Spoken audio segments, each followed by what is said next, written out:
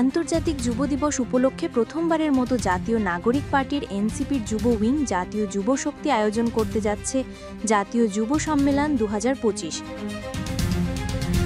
আগামী 12ই আগস্ট রাজধানীর ফার্মগেটে কৃষিবিদ ইনস্টিটিউশন বাংলাদেশি কেআইবিতে যুব সম্মেলন অনুষ্ঠিত হবে।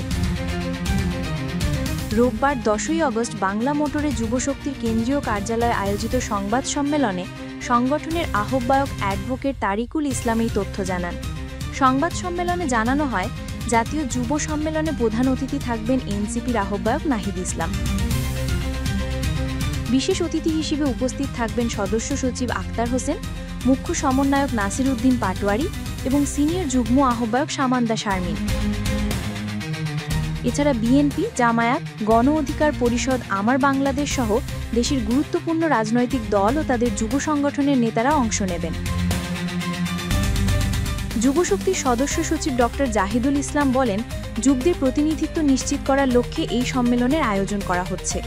এখান থেকে যুব পরিকল্পনা ও গাইডলাইন পেশ করা হবে।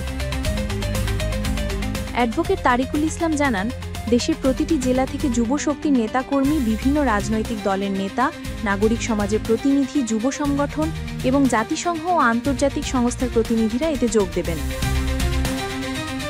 সম্মেলনে উন্মোচন করা হবে যুব ইশতেহার, যা হবে একটি প্রতিশ্রুতিপত্র, সবার জন্য মর্যাদা, সমান সুযোগ, সৎ নেতৃত্ব ও জাতীয় ঐক্যের প্রতিশ্রুতি নিয়ে। সম্মেলনের শেষে অংশগ্রহণকারীরা নেবেন ঐক্যবদ্ধ যুব শপথ, যেখানে প্রতিজ্ঞা করা হবে যে ক্ষমতায় থাকুক বা না থাকুক, জনগণের আস্থা ও সম্পদ কখনো অপব্যবহার করা হবে না।